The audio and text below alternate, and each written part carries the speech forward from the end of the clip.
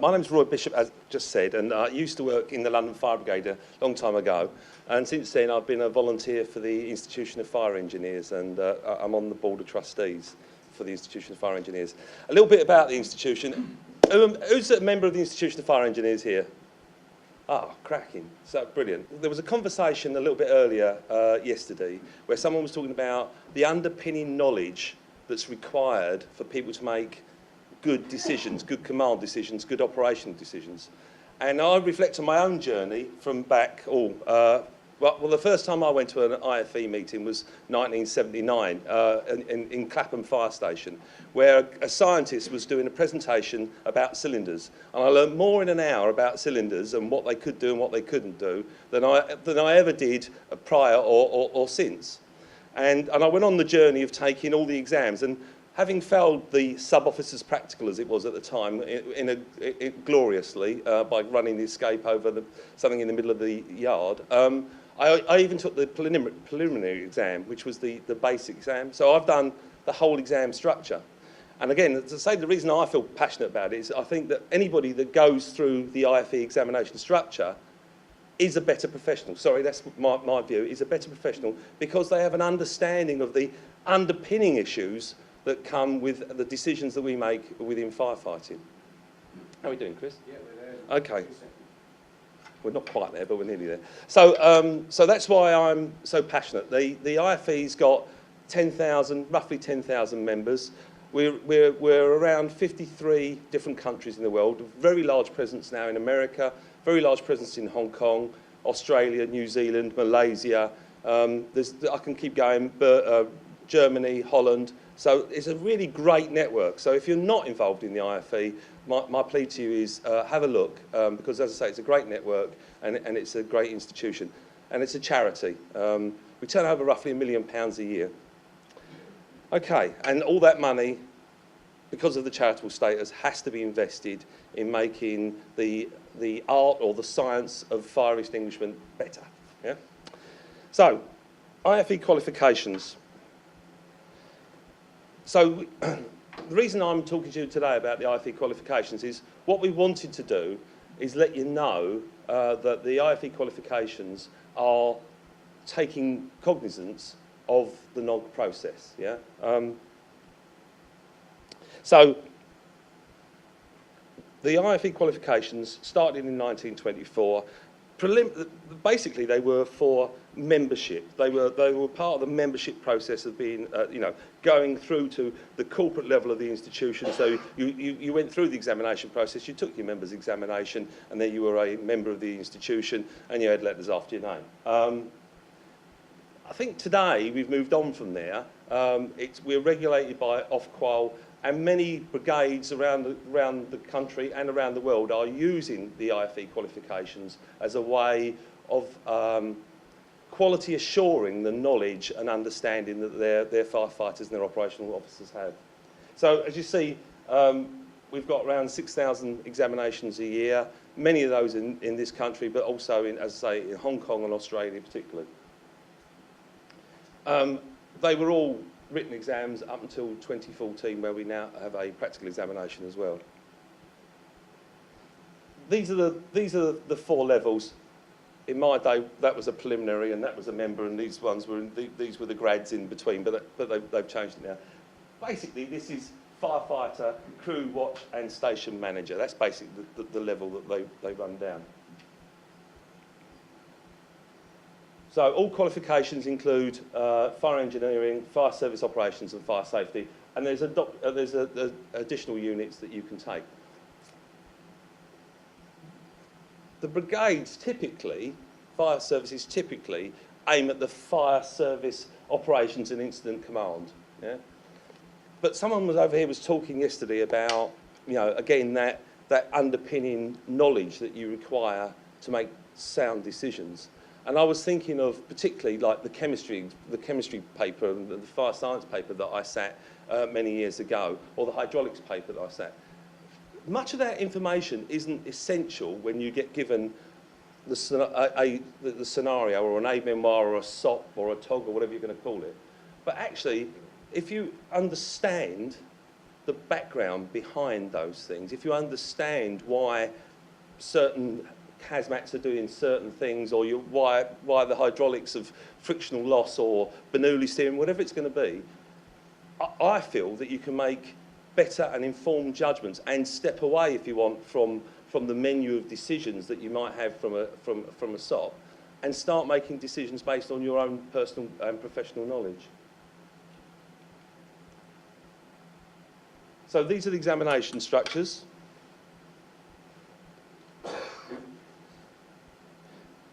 We've started to take, we have traditionally done one set of examinations every year, but from last year or the year before, we're now doing some of the examinations both in March and October. Yeah, so basically that's because of availability of people and release off of the operational rota.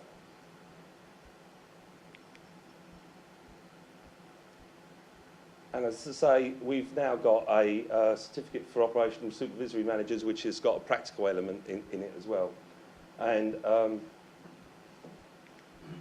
right, so what I can let you know is that we are focused on integrating the examination structure into the UK Fire and Rescue Service structure itself. So all the units of our examinations have been mapped to the National Occupational Standards, so that we are taking cognizance of them, and we are making sure that everything that you guys and girls do is reflected in our examinations. Now, interestingly, you would think that would have a detrimental effect to the examinees who are taking from international, Hong Kong and Australia, but no, they are seeing the power and benefit of mapping against the UK's NOSs and NOGs, and seeing that that makes the examinations more robust. But one of the things that we were having a problem with, and I think it's not just not the IFE, I think it was the service as a whole, was that the syllabus for the examinations was starting to deteriorate because nobody was writing what were the manuals of firemanship or new GRAs or new operational policies. And it was very difficult to point to students to an appropriate syllabus for them to move forward in terms of studying for their examinations. And when you think that 31 brigades, 31 fire services currently hold examination centres for the exams in the UK, and another 3, including London, make their facilities available for examinations. And then we have as far away as Delhi, as I say, and Melbourne and Sydney examination centres every year. It's a big issue for us to make sure that we've got that sort of structure and power. So we are now mapping our question sets for the operations to the NOG questions, to the NOG work, right? So for the future, if you see the syllabus for our examinations, you'll see that the NOG is part of that syllabus. Now, what's interesting for us in the IFE is that much of the NOG work, because it's policy and guidance, doesn't make for easy learning. But certainly the work that you're currently underdoing on the foundation documents have become really essential reading. And for me, you know, the incident command foundation document is a really high quality document that we can use to set questions and for our students to read and learn and understand from. And most of our examiners, as we say, some of you may volunteer to do the examinations. Most of the questions are set by FRS, UK FRS personnel, and the papers are marked by UK FRS personnel. And the quality control is very high. But, as I say, the important thing for you to know is now that they're currently being mapped both across the occupational standards and using NOG as part of the syllabus and as part of the underpinning education that underlines the examinations. The important thing for me is where do we go now? What we've learned is that for many, the size of the exams is too big, especially in the operational units, and that we're not fully reflecting the needs of the FRSs. So we're going to go forward with a review for the FRSs, for the UK FRSs in 2017. What I think we need to do, and I've been talking to the people that run the examinations for the IFE, is have a consultation process with NOG, which we're fully involved with, have a consultation process with the UK FRS in general and say, what do you need from us? Where do we go next in terms of the examination structure? Because the examination structure, as I say, is quite large, and what's happening is that UK FRSs are picking the operational units out of it rather than taking the whole exam. So we understand that we need to restructure the examinations to meet your needs. So we're hoping that in 2017 we'll be undertaking that discussions with you and more fully reflecting UK FRS's needs in terms of examination and qualifications.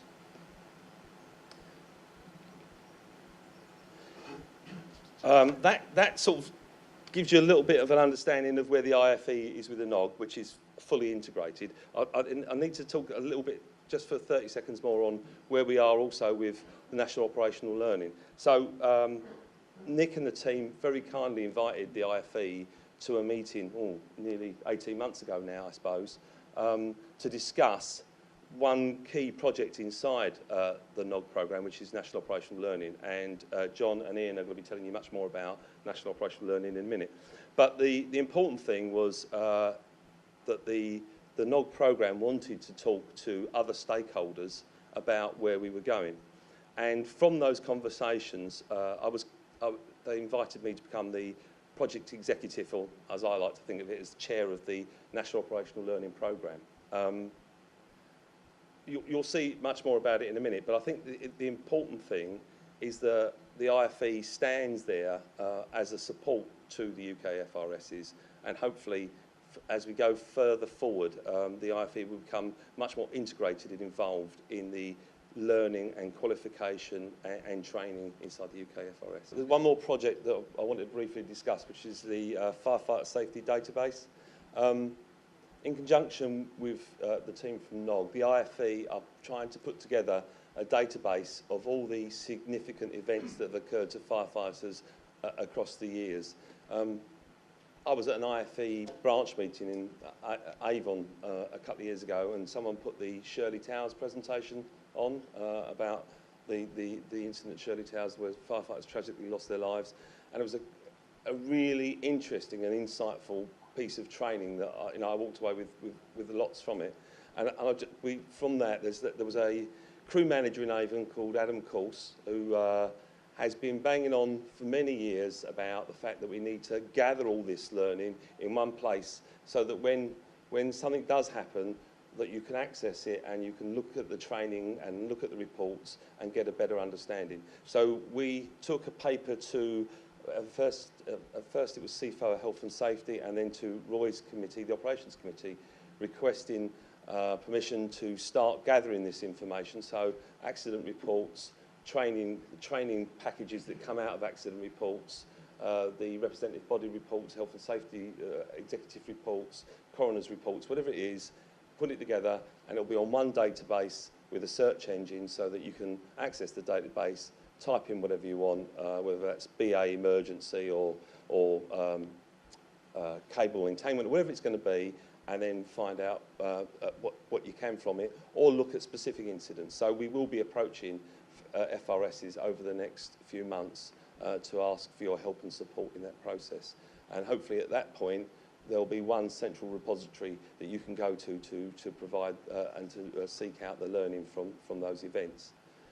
The long term for the IFE is then to support that database with a thing called a SIG. So the IFE has these special interest groups. So let me pick one.